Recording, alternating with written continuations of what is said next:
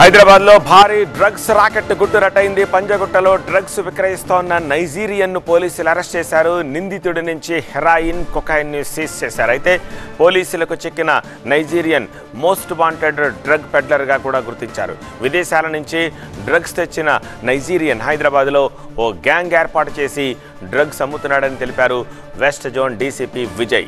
అతడి నుంచి 8 కోట్ల విలువైన డ్రగ్స్, 9 సెల్ ఫోన్లు సీజ్ చేశారు. ఈ కేసులో 557 grams cocaine, 105 LSD blots, 215 grams charas, 21 grams హెరాయిన్తో పాటు ఇతర డ్రగ్స్ని స్వాధీనం చేసుకున్నారు పోలీసులు. దీనిపై మరింత సమాచారం మా కరెస్పాండెంట్ జ్యోతి అందిస్తారు.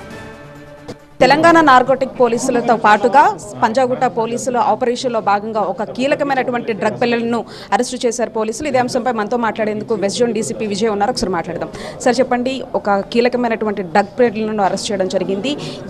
ఎన్ని రూపాయల వరకు స్వాధీనం చేసుకోవడం జరిగింది డ్రగ్స్? అంతేకాకుండా అసలు ఈ వ్యక్తికి ఇక్కడ ఉన్నటువంటి వాళ్ళతో ఎటువంటి సంబంధాలు ఉన్నాయి?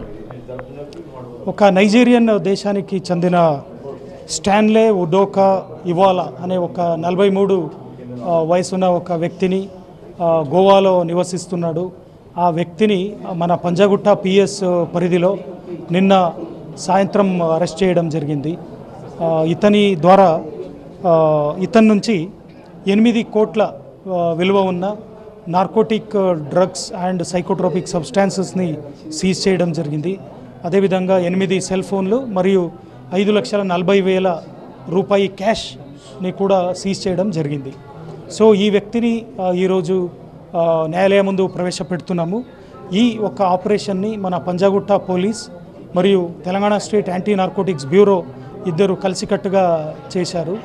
ఇది ఎస్ఆర్ నగర్ పోలీస్ స్టేషన్లో ఇంతకుముందు ఎవరైతే ఇద్దరు పెడ్లర్స్ గోవా మూల వాళ్ళు అరెస్ట్ అయ్యారో వాళ్ళు ఇచ్చిన సమాచారం మేరకు ఈ వ్యక్తిని మనము అరెస్ట్ చేయడం జరిగింది.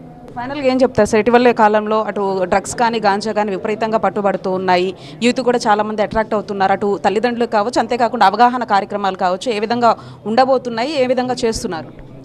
ఈ డ్రగ్స్ విషయంలో మన నిర్ణయం ఒకటే ఉంది, చాలా స్పష్టంగా ఉంది. ఏ పెద్దవాళ్ళైనా పేదవాళ్ళైనా వాళ్ళు ఏ వర్గానికి ఏ ఆర్థిక పరిస్థితిలో ఉన్నా కూడా ఎవరిని వదిలే ప్రసక్తే లేదు.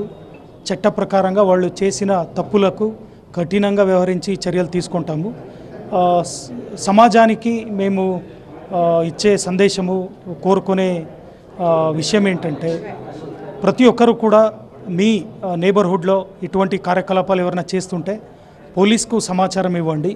మన సమాజం కూడా కొన్ని రాష్ట్రాల్లో ఏదైతే చాలా దారుణమైన పరిస్థితి ఏర్పాటైందో అటువంటి పరిస్థితి రాకుండా ఉండడానికి పోలీస్ ఏదైతే ప్రయత్నాలు చేస్తున్నారో పోలీస్కు మీరందరూ కూడా సహకారం ఇవ్వండి అని కోరుకుంటాను.